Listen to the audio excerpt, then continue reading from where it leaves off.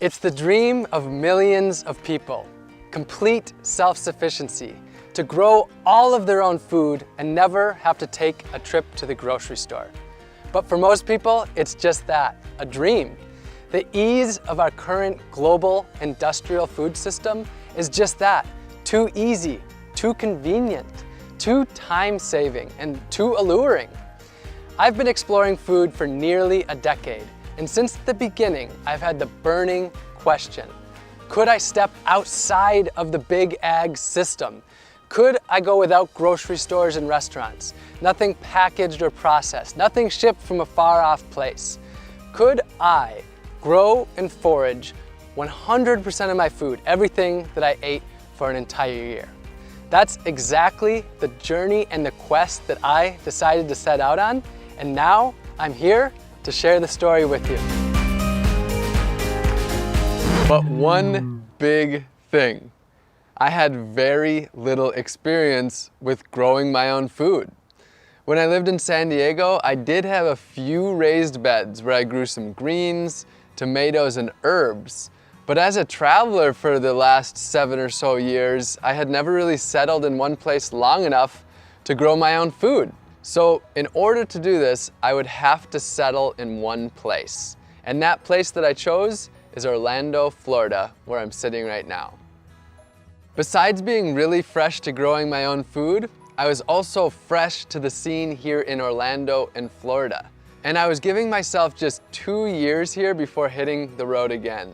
So I had to get planting as soon as I landed here.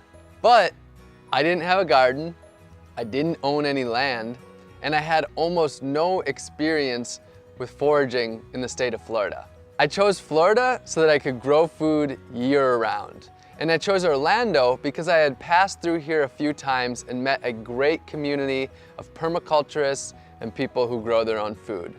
And specifically, I chose the community of Audubon Park because that's where Orlando Permaculture and my friends at Fleet Farming were based, and there was already a movement here of turning front yards into gardens, so I would have the support I needed in order to do it here. I quickly got to work meeting people in my neighborhood and proposing the idea to them of turning their front lawns into gardens. It really wasn't hard to find takers because it was a pretty sweet deal. Their boring lawn would be turned into a garden, I'd do almost all of the work, cover the costs, and they could eat all the food they liked right from their front yard. In fact, I quickly had a list of lawns longer than I could handle. The transformation was amazingly quick, and within just a few months, I was growing more food than I could eat myself and sharing it with friends in the neighborhood. I ended up creating 6 small plots, all within easy cycling distance of each other. I was just figuring out what I was doing the whole time. I went to local meetups like Orlando Permaculture, volunteered in the garden with Fleet Farming, visited farms and gardens and nurseries, took foraging classes with local foragers like Green Dean, read books by local growers, and watched videos online and more. For a place to live, I built a simple tiny house homestead in the backyard of a community member that I met. And in exchange for using their space, I turned their monoculture of grass into an at-home supermarket.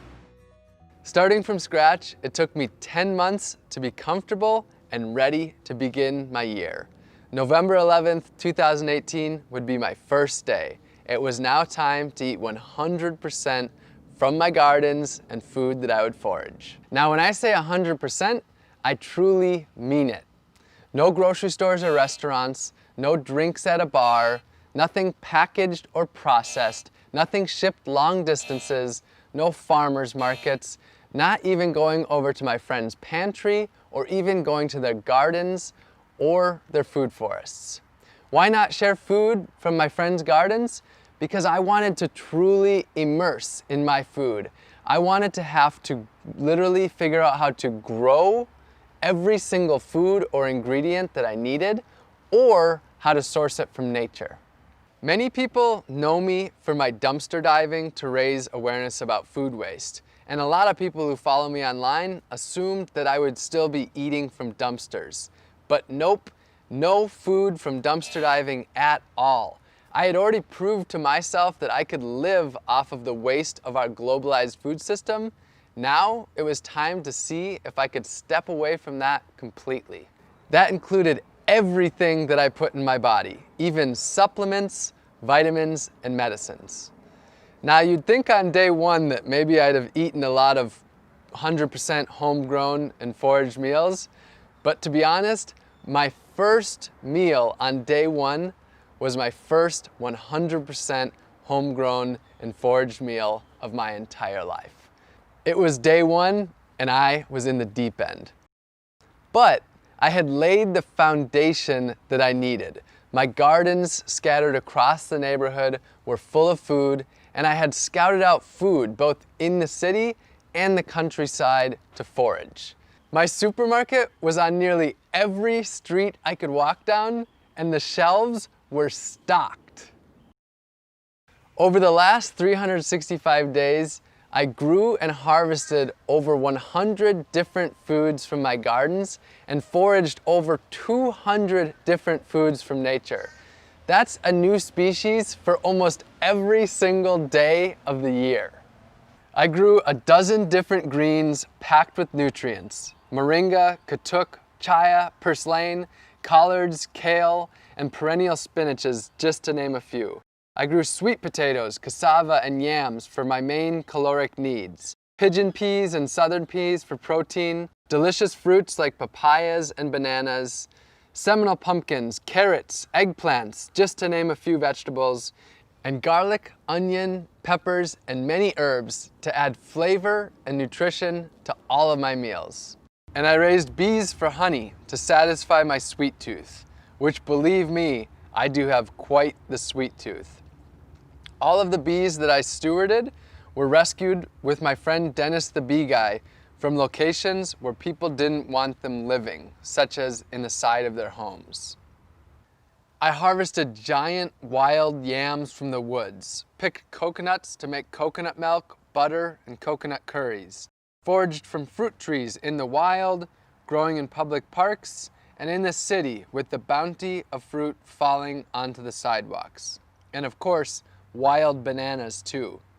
I caught fish from the oceans, lakes, and rivers, and even harvested deer that had been hit by cars during my visit to Wisconsin. I harvested over 20 species of mushrooms in the woods, picked nutritious plants that people call weeds that they walk by unknowingly or even constantly battle with in their yards and gardens. My caffeine came from the native Yaupon holly tree that I made a tea from, and I even harvested my own sea salt from the ocean by collecting the water, boiling it down in a pot until I was left with just the sea salt for my meals. I grew and foraged all of my own medicine and vitamins too. I grew fresh turmeric and ginger in my gardens, foraged elderberries from the wild. I harvested reishi mushrooms and herbal teas, and grew moringa, also known as the vitamin tree, to make an easy to travel with multivitamin powder. But most importantly, my food was my medicine. It's a different way of thinking for most people, but even the weeds that grow just outside of our doorstep are some of the most nutritionally and medicinally dense plants on Earth. For the last year, nature has been my garden, my pantry, and my pharmacy. With the seasons, my foods varied greatly. I cooked up dozens of different healthy meals, fermented foods like sauerkraut with my homegrown cabbage and herbs, and fermented delicious beverages like honey wine and ginger beer, and whipped up delicious desserts and ate the healthiest food of my entire life. This was food that I could feel truly good about eating. It was all local, all natural, and all organic. I made it through the entire year without using a single pesticide. Now sure, I had my problems with pests, like when the cucumber worms decided to attack my Seminole pumpkins. But when I was growing over 100 different foods, if the pests were attacking 4 or 5 of them, I still had 95 other foods that I could eat. Just as importantly though, I chose to grow the plants that thrive in this environment. When I started, I didn't walk down the aisles of the grocery store and ask which foods that I liked the most. Instead, I talked to local farmers and gardeners and my permaculturist friends and asked them what foods grow so ridiculously well and so ridiculously abundantly that I could hardly screw it up. And those are the plants that I chose to focus on, and that's one of the main things that got me through this year. This was without a doubt one of the most challenging things that I've ever done. A year is a really long time, and I had my highs and my lows. There were times when I felt my absolute best, and there were times when I just didn't know if I could go on. Generally, I did get enough food.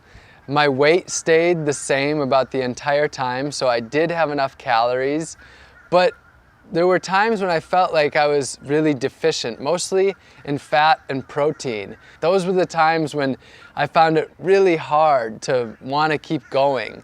And there was the social aspect. I was on my own a lot of the times, not able to join other people for their meals, and sort of isolated, not being able to go to restaurants or eat with friends and family.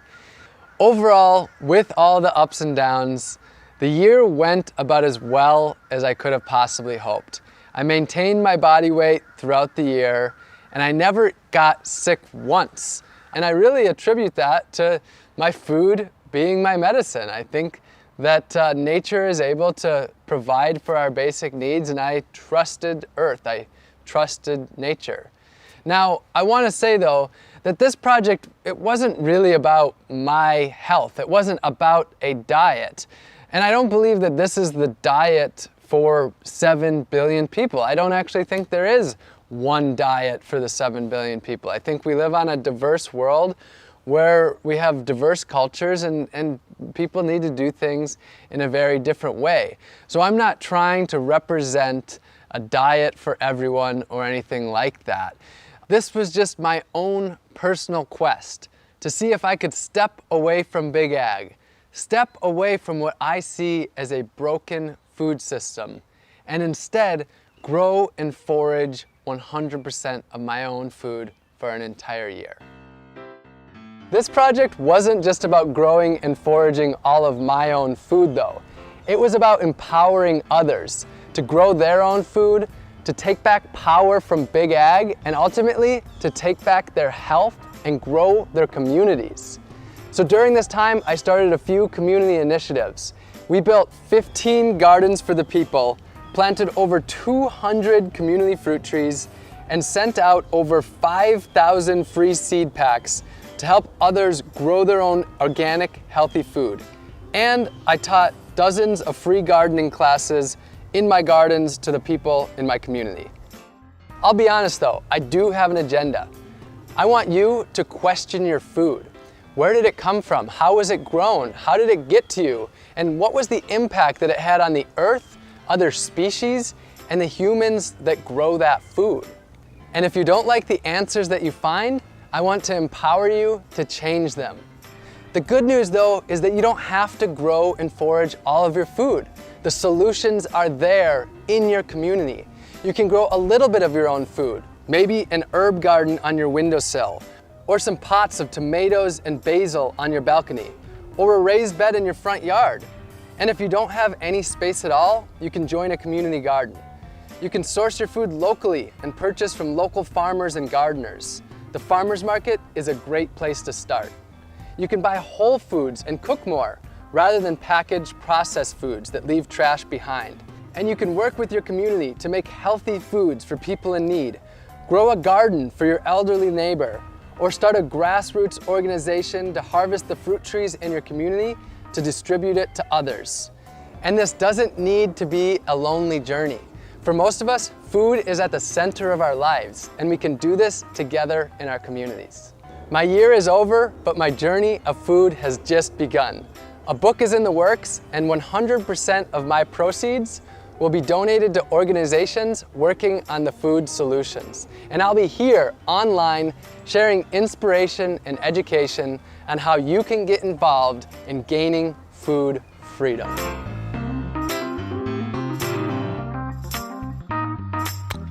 My mouth is cold now. My own medicine and vitamins too.